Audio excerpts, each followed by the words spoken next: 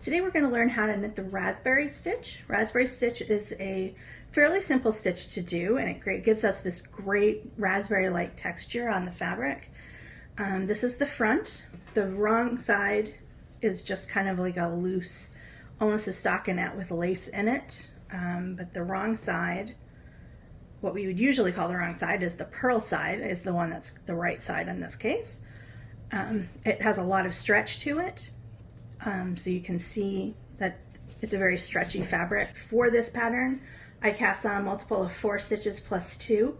So for my 6x6 square, I cast on for 34 stitches to get this one. For our sample that we're going to be working on today, I cast on 18 stitches, which is again a multiple of 4 plus 2. And the first row is just a purl row. So we're just going to purl across all these stitches.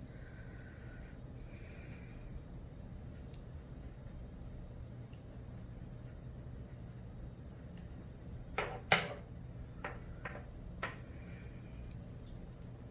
can see we're just purling here.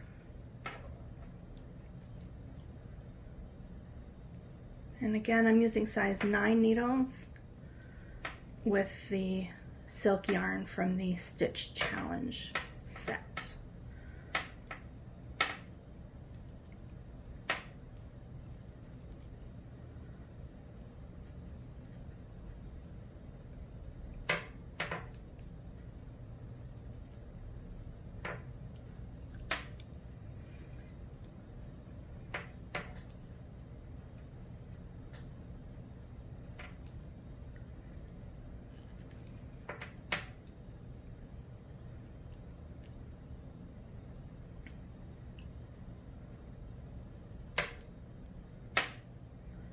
So again, this is the right side, even though we're purling it.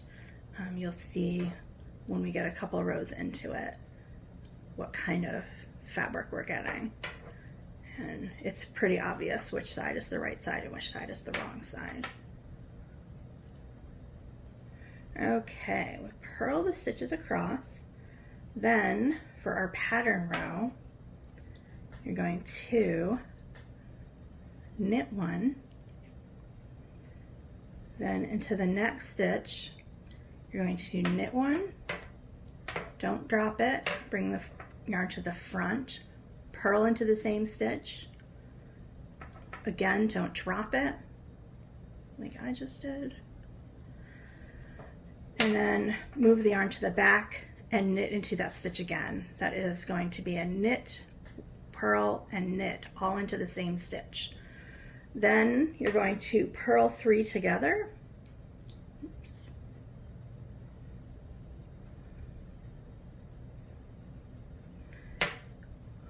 One, 2, 3.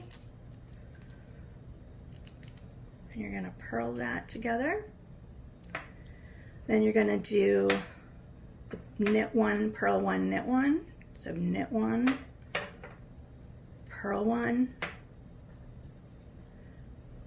knit 1, all into the same stitch, purl 3 together. So what you're doing with the knit 1, purl 1, knit 1, all into the same stitch is you're increasing by 2 stitches, and then you are decreasing with these purl 3 togethers. You're decreasing 2 stitches. So your stitch count will remain the same throughout the entire square. Knit 1, purl 1, and then knit 1 again, purl 3 together next,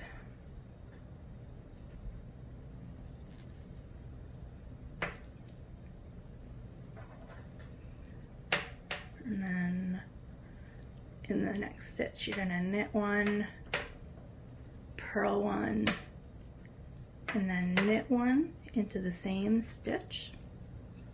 And then you're going to purl the next 3 together. 2,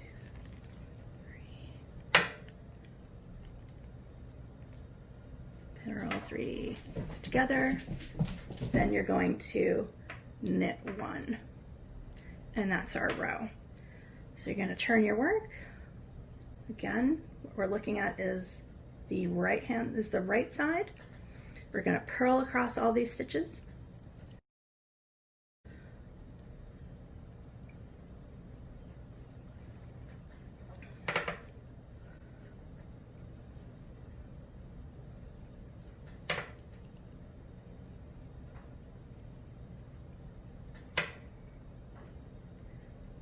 You can see where you made the knit one, purl one, knit one as you're knitting back, purling back really. You can see how it comes all out of the same stitch, and it kind of gives you a large opening underneath the stitches.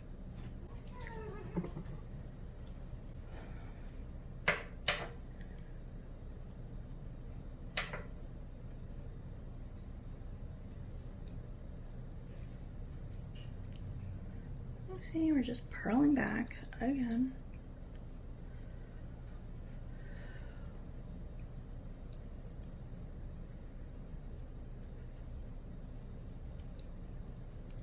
Got a couple more stitches here.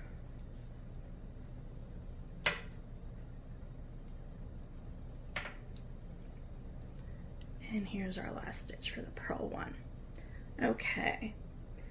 So row 4 is almost the same as row 2, the one where you did the knit one, purl ones, except in order to make it look like our sample, we are actually staggering the knit 3 togethers and the knit one, purl one, knit one. So in order to do that, what we're going to do is knit one, and then we're going to purl 3 together this time first.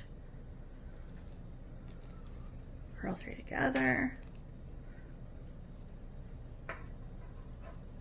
and then into the next stitch we're doing a knit one, purl one, knit one, all into the same stitch, then purl 3 together,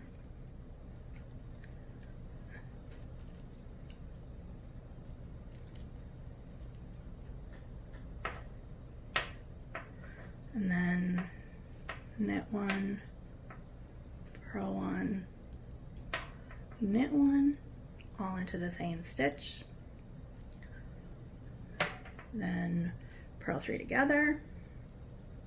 So what is happening is you're purling 3 together inside the same stitches that you did the knit one, purl one, knit one, all in the same stitch. So what you're doing is you're making it kind of come out, like pop out almost on the right side to make it look like a raspberry. Knit one, purl 3 together,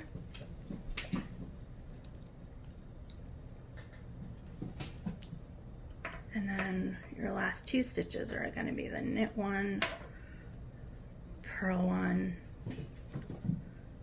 knit one, all into the same stitch, and then end with a knit one.